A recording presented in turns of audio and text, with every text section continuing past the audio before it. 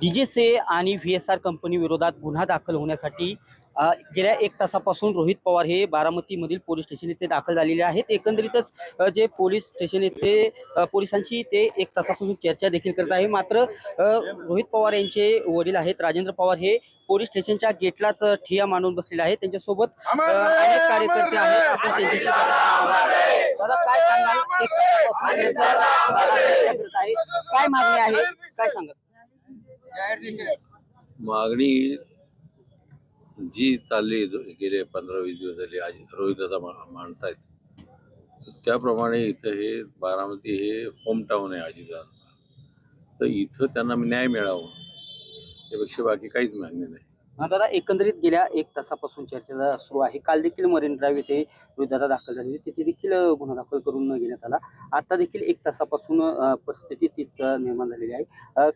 काय कसं पाहता या बाबीकडे, काय आज काय चाललंय आम्हाला माहित नाही, कारण आम्ही बाहेर आहोत। म्हणजे त्यांनी स्वीकारलंय का नाही स्वीकारलं हे माहित नाही, पण स्वीकारलं पाहिजे, कारण शेवट आपला सगळ्यांचा हा देश असतो आणि सगळ्यांना अधिकार आहे नागरिकांना म्हणणं मांडण्याचा, आणि पोलीस हे जनतेचे सेवक आहेत, त्यांनी ते स्वीकारलं पाहिजे असं आम्हाला वाटतं।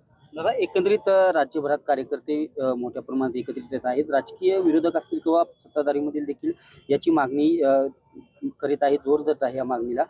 कशी दिशा असणार आहे येणाऱ्या काळात, कारण ही मागणी मोठ्या प्रमाणात होती? मला माहित नाही, शेवट मी बारामतीकरांच्या सगळ्या बारामती आणि सर्व महाराष्ट्रातल्या सर्व अजितदादा प्रेमींचं हे भावनिक आव्हान आहे आणि त्यांच्या सगळ्यासोबत मी आहे। नक्कीच हे रोहित पवार यांचे वडील राजेंद्र पवार आहेत आणि खऱ्या अर्थाने पोलीस स्टेशनच्या गेटवरती सद्यस्थिती त्यांनी ठिय्या मांडलेला आहे। त्यांच्यासोबत हजारो कार्यकर्ते देखील उपस्थित आहेत। मात्र रोहित पवार युगेंद्र पवार हे गेल्या 1 तासापासून पोलीस स्टेशनमध्ये पोलिसांची चर्चा मराठी बारामती।